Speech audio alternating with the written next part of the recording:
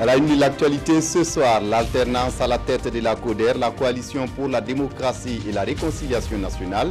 Achille Tapsoba passe le témoin à un nouveau président qui s'engage à faire aboutir les objectifs de la coalition.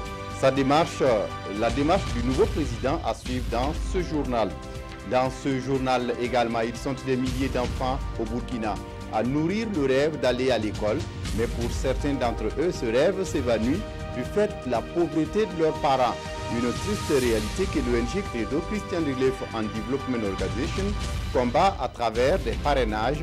Ces parrainages ont permis à plus de 2000 enfants d'être scolarisés l'année dernière. Mais qui sont ces bons samaritains qui permettent à la scolarisation de ces enfants indigents? Et quelle est la valeur financière de leur contribution? On en parle dans cette édition.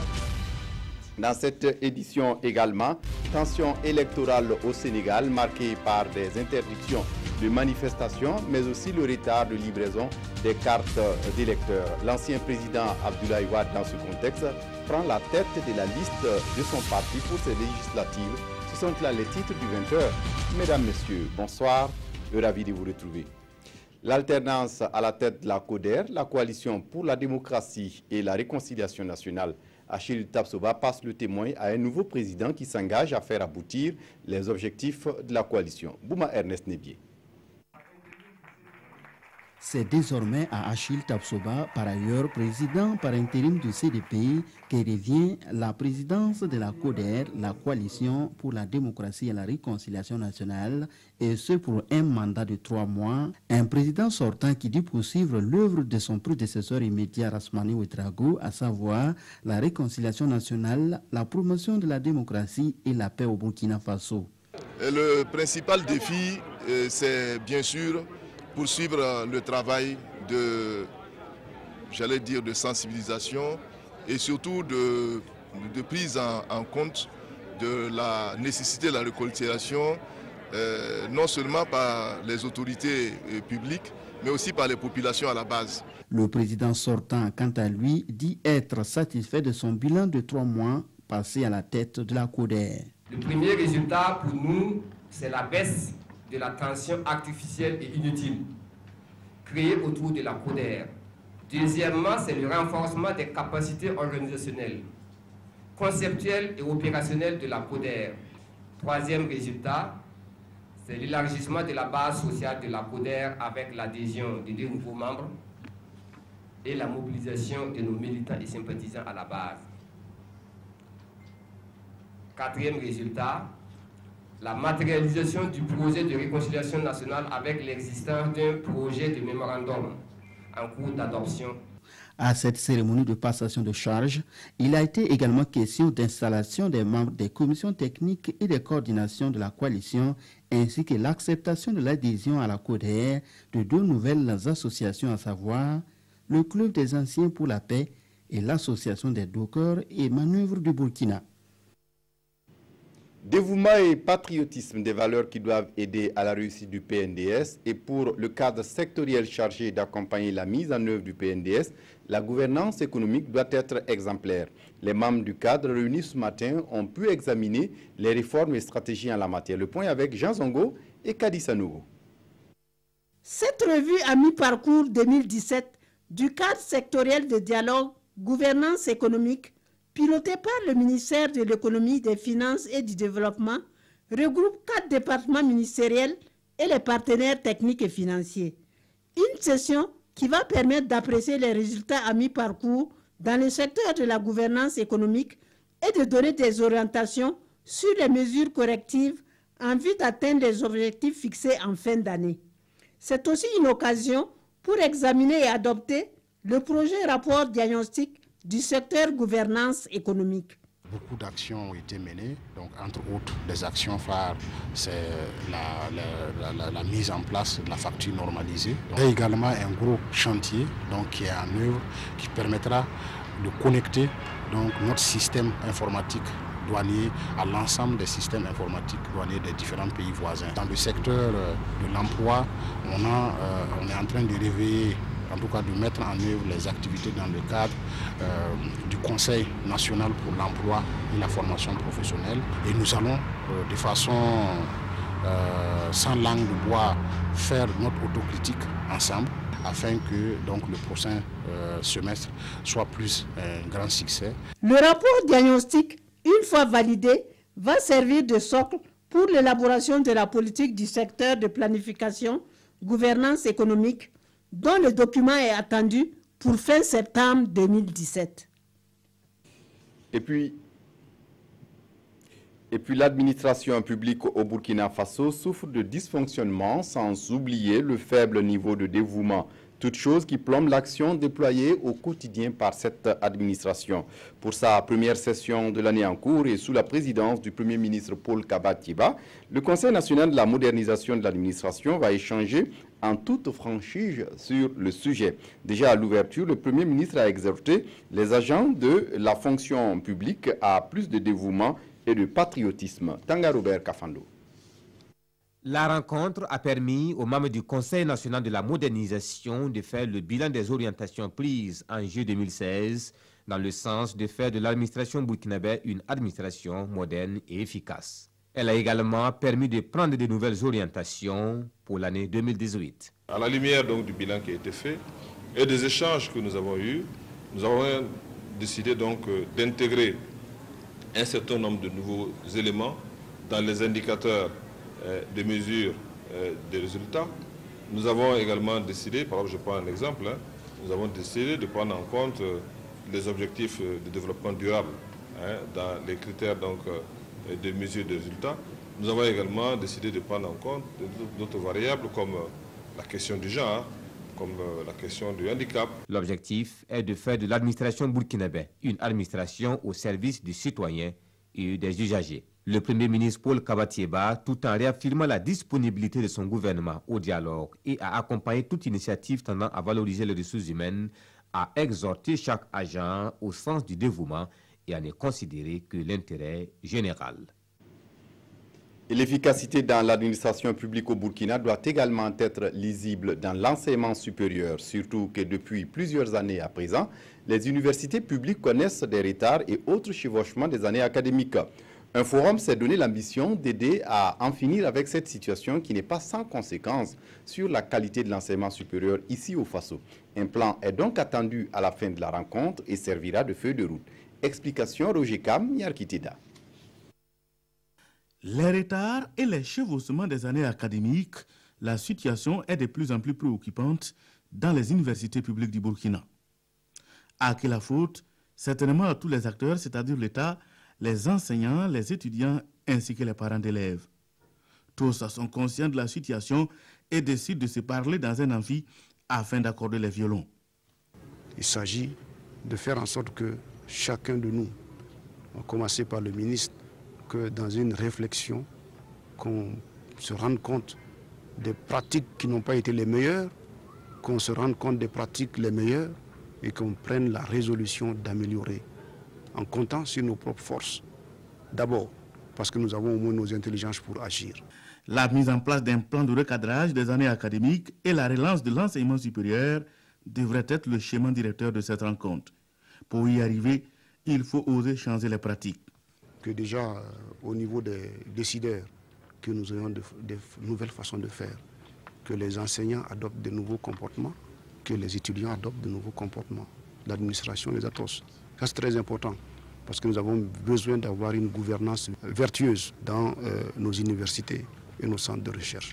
Les participants venus des universités et centres de recherche vont identifier ensemble les pistes de solutions pour la normalisation des années académiques.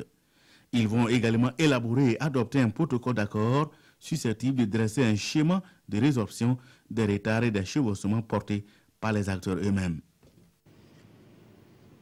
Dans l'actualité ce soir, ils sont des milliers d'enfants au Burkina Faso à nourrir le rêve d'aller à l'école. Mais pour certains d'entre eux, ce rêve s'évanouit du fait de la pauvreté de leurs parents. Une triste réalité que l'ONG Credo, Christian Relief and Development Organization, combat avec toute son énergie à travers des systèmes de parrainage. Ces parrainages ont permis à plus de 2000 enfants d'être scolarisés l'année dernière. Mais qui sont ces bons samaritains qui permettent la scolarisation de ces enfants d'indigents? Quelle est la valeur financière de leur contribution? On en parle avec Konsoum Koulibaly et Zarissa Sanfo. Déborah Yanougo revient de temps en temps dans son école pour retrouver ses camarades de classe perdus de vue pendant ses vacances scolaires. Juste le temps de jouer, même si aujourd'hui elle est perturbée par l'objectif de notre caméra. Déborah aime son école et tout ce qui va avec, car pour elle, c'était inespéré d'être élève, ses parents n'ayant pas les moyens. Déborah ne sait pas qui finance ses études, juste un tonton, un inconnu, mais elle est fière et nourrit désormais de grands rêves. Je suis contente d'aller à l'école. Je veux travailler dans une banque. Dans le quartier de Déborah, à Zongo, un quartier périphérique de la capitale, ils sont une centaine d'enfants sur les bancs de l'école grâce au parrainage de l'ONG Credo. C'est le Credo qui paye ma scolarité. Il me donne ma vie. Et pour les parents, c'est un véritable soulagement. On veut bien scolariser les enfants, mais on n'a pas les moyens. On n'a pas de travail. C'est ce qui justifie la déscolarisation. L'ONG, elle, compte toujours sur ses partenaires pour nourrir tous ses espoirs. Nous avons déjà deux types de parrainage. Nous avons le parrainage classique avec des partenaires qui nous viennent du Nord. Et il y a maintenant ce que nous appelons donc le parrainage endogène, où justement les parrains viennent du Burkina Faso. Il s'agit précisément de la prise en charge scolaire, donc à travers les fournitures, dans la tenue scolaire, la prise en charge aussi de la santé et d'un appui aussi pour l'autonomie des parents, des bénéficiaires. La rentrée scolaire, c'est pour bientôt. Et l'ONG Credo espère que les partenaires, surtout les Burkinabés, mettront la main dans la poche pour réaliser encore le rêve de milliers d'enfants. En 2016, la première édition pour le parrainage endogène, nous avions pu mobiliser 90 454 000 francs CFA pour scolariser 821 enfants et orphelins vulnérables. Alors, donc, cette année, nous avons besoin de 240 millions au Burkina Faso pour la scolarisation, la prise en charge scolaire de 2000 orphelins ou enfants vulnérables. Tout le monde peut parrainer un enfant à travers l'ONG Credo. Chacun en fonction de sa bourse, la contribution minimum étant de 100 francs CFA.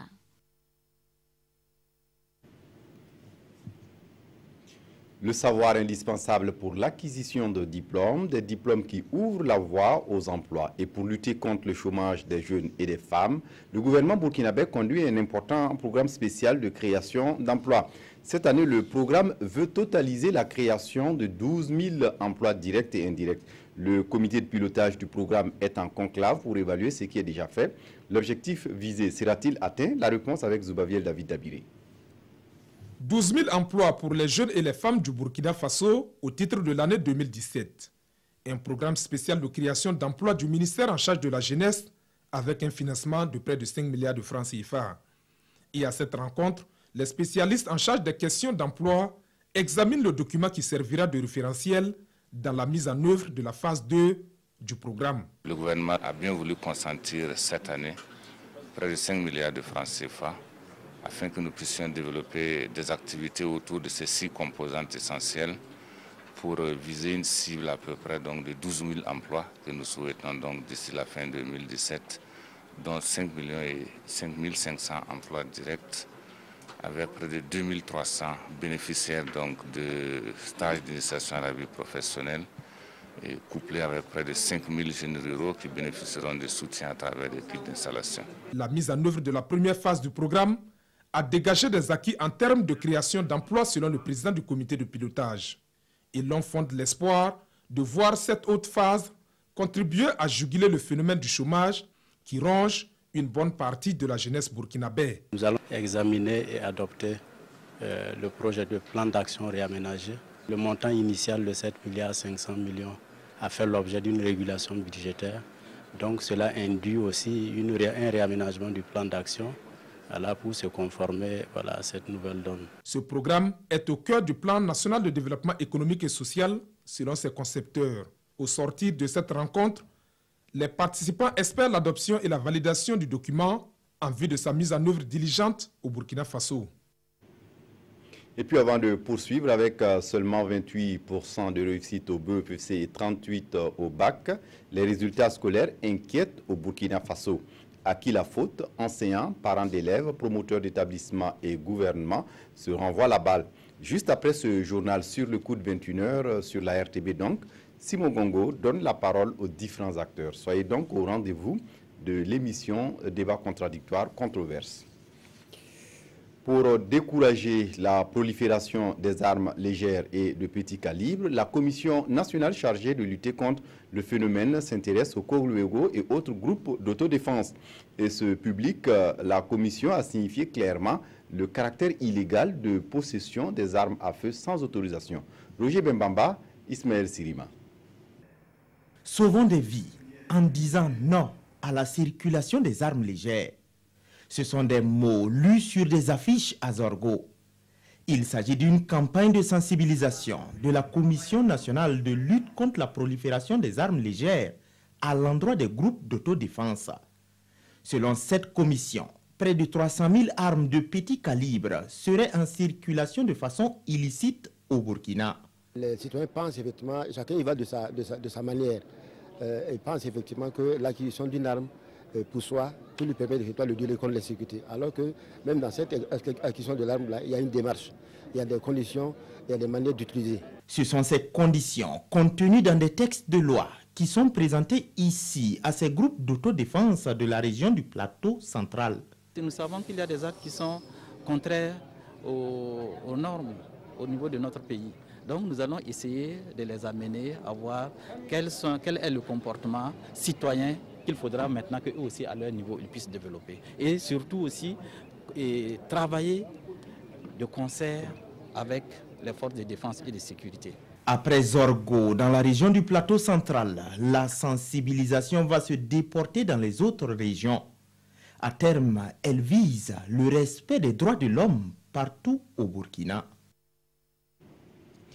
Pour renforcer la présence de l'État à la frontière du Burkina, le gouvernement a lancé en 2016 le programme d'appui à la gestion intégrée des frontières.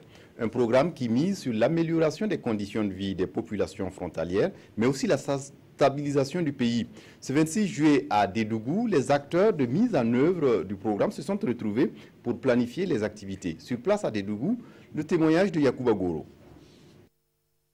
Les questions de sécurité, de stabilité et d'amélioration des conditions de vie des populations dans les espaces frontaliers au Burkina Faso sont au centre des préoccupations à travers cet atelier. Cette rencontre est inscrite dans le cadre de la mise en œuvre du programme de gestion intégrée des espaces frontaliers au Burkina Faso, PROGEF.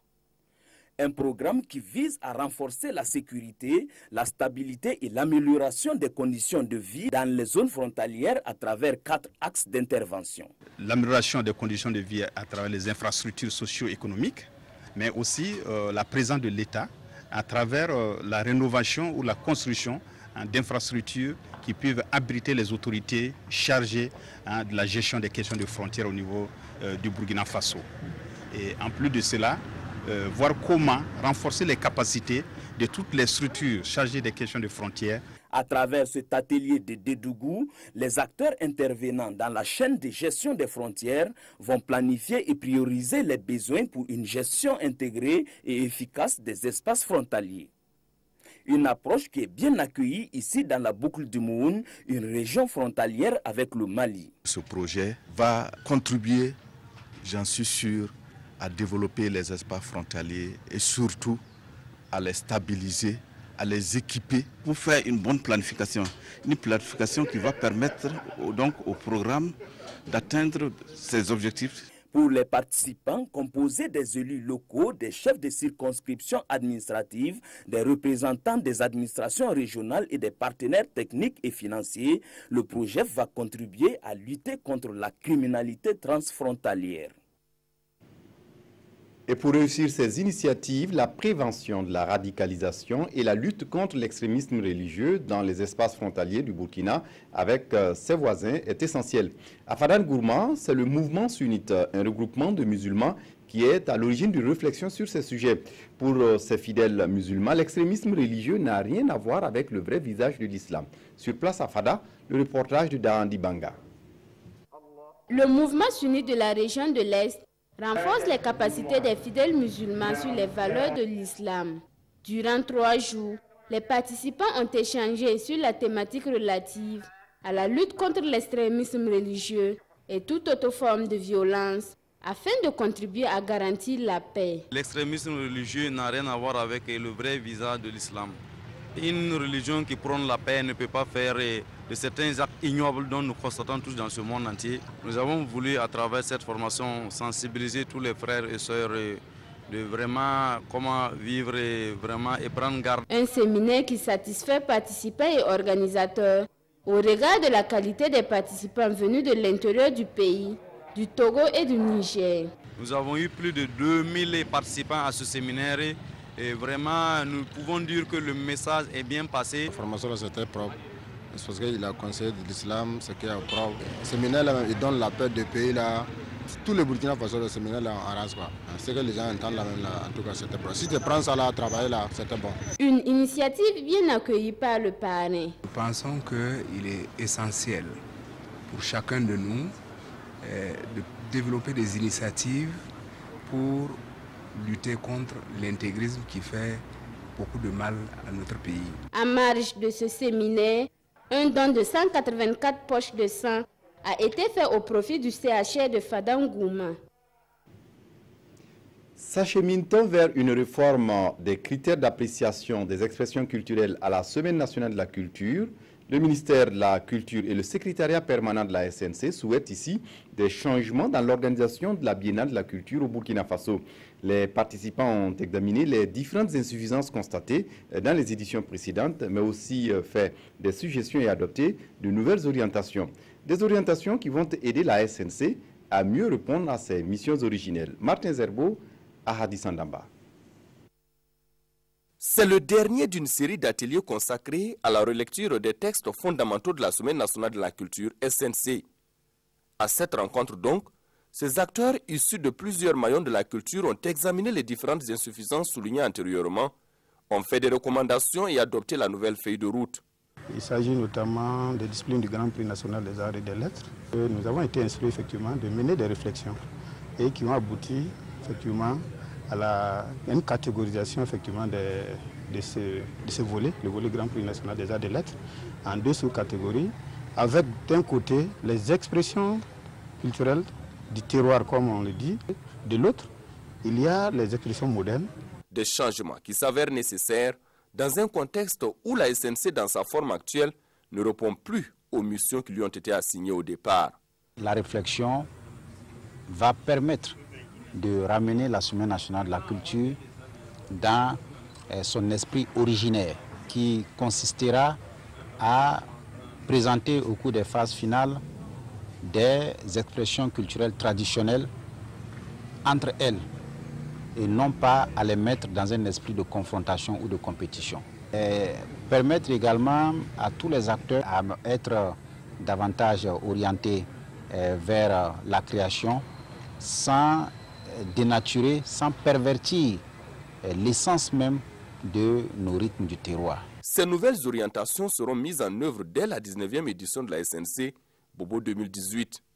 Et au ministre Tahirou Bari d'inviter chaque acteur à son niveau d'œuvrer à une application efficiente de toutes ces recommandations. Et puis les Cubains du Burkina ont célébré la fête nationale du Cuba ce 26 juillet à Ouagadougou. Une célébration marquée par le 64e anniversaire de l'assaut lancé par Fidel Castro et sa troupe contre la caserne de la Moncata. Zoubavé David Abiré. 26 juillet 2017, fête nationale de Cuba, célébrée au Burkina Faso.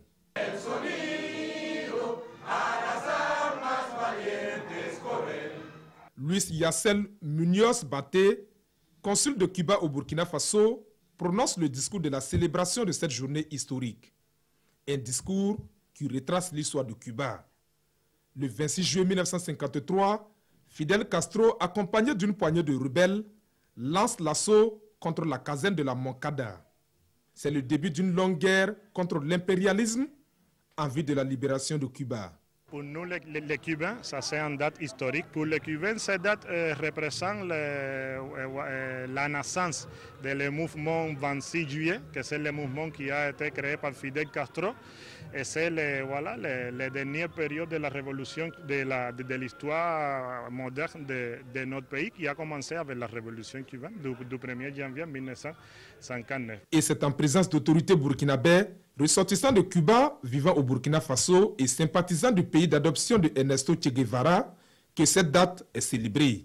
Une date gravée dans la mémoire collective de nombre de Burkinabés ayant séjourné à Cuba dans le cadre de leurs études. Cette date du 26 juillet représente beaucoup pour nous parce que nous osons dire que nous faisons partie intégrante de ce pays. Cette célébration marque le 64e anniversaire de l'assaut contre la caserne de la Moncada. Un assaut qui a déclenché le début de la dernière étape de la révolution cubaine contre le régime de Batista. À l'étranger, tension électorale au Sénégal, marquée par des interdictions de manifestation, mais aussi le retard dans la livraison des cartes électeurs. Regardez. La polémique sur le retard de livraison des nouvelles cartes d'électeurs empoisonne les derniers jours de la campagne des législatives au Sénégal. À 3 jours du scrutin, des opposants auraient voulu que la date des élections soit repoussée. Ces nouvelles cartes, qui sont aussi cartes d'identité biométriques et permis de conduire, n'ont été livrées qu'à 70%. Plusieurs partis de l'opposition ont même rejeté la dernière initiative du chef de l'État. Macky Sall a en effet saisi le Conseil constitutionnel pour autoriser les électeurs à voter avec une autre pièce d'identité. Donc, il y a un certain nombre de questions, n'est-ce pas, que l'opposition se pose et que le Sénégal se pose sur la transparence même, n'est-ce pas, du scrutin, si le Conseil constitutionnel venait à valider la requête, n'est-ce pas, du président de la République. Mardi, l'ancien président Abdoulaye Wade, qui a pris la tête d'une liste d'opposition pour les législatives de dimanche, avait appelé à une marche de réclamation des cartes d'électeurs à Dakar, dans un secteur déclaré zone interdite par les autorités. Mais Abdoulaye Wade, rentré au Sénégal pour faire campagne le 10 juillet dernier, après plus de 2 ans d'absence, a été empêché de se rendre sur les lieux. Ses partisans ont été dispersés par des jets de gaz. Et puis on referme ce journal avec la revue de presse des quotidiens de ce jeudi, revue de presse signée Evelyne Dabiré. Insécurité au Burkina, le Sahel s'est mué en un véritable Far West où les rappels disputent aux assassinats analysent le pays. Ce journal rappelle les récents assassinats dans le Soum et explique que ces victimes ont été identifiées par les forces de sécurité burkinabè comme étant des adeptes d'Ansarul Islam et étaient recherchées. En revanche, ce que l'on sait le moins, poursuit ce journal, ce sont les circonstances dans lesquelles se sont déroulés ces malheureux événements. Mais règlement de compte entre djihadistes ou pas, estime le quotidien, ces attaques sont un motif supplémentaire d'inquiétude, d'autant plus que la confusion pourrait même donner naissance à un sanctuaire djihado-mafieux. Que faire alors, interroge le quotidien. Réponse dans le pays, il faut plus de collaboration avec les forces de sécurité. En plus, conclut-il, le Burkina doit continuer à ouvrir l'œil et le bon. Hors du Burkina, la situation politique en RD Congo. Le Bureau conjoint des Nations Unies aux droits de l'homme a fait des révélations. Les chiffres sont effarants et la palme de la barbarie revient à l'armée congolaise, rapporte aujourd'hui au Faso. L'observateur Palga précise près de 600 victimes d'exécutions sommaires commises par les agents de l'État contre 345 pour les différentes milices. D'autres chiffres de l'Église catholique sont dans Sidoya. 3000 personnes ont été tuées et environ 1 400 000 personnes déplacées. À ces sombres statistiques s'ajoute la hausse des cas de violence sexuelle, le nombre de décès en prison et le nombre de prisonniers politiques, révèle l'observateur Palga, qui qualifie la RD Congo de maison des horreurs. Et à ce sujet, l'ONU vient de nommer 3 experts internationaux pour enquêter.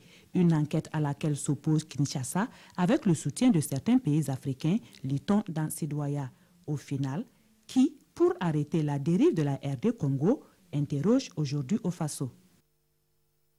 Et avant de vous quitter, avec seulement 28% de taux de réussite au BEPC et 38% au bac, les résultats scolaires inquiètent au Burkina. À qui la faute? Enseignants, parents d'élèves, promoteurs d'établissements et gouvernement se renvoient la balle. Juste après ce journal, sur le coup de 21h sur la RTB, Simon Gongo donne la parole aux différents acteurs. Soyez donc au rendez-vous de l'émission Controverse, le débat contradictoire sur la RTB. C'est tout pour ce journal. Merci de votre attention. Très bonne suite de programmes sur la RTB. Au revoir.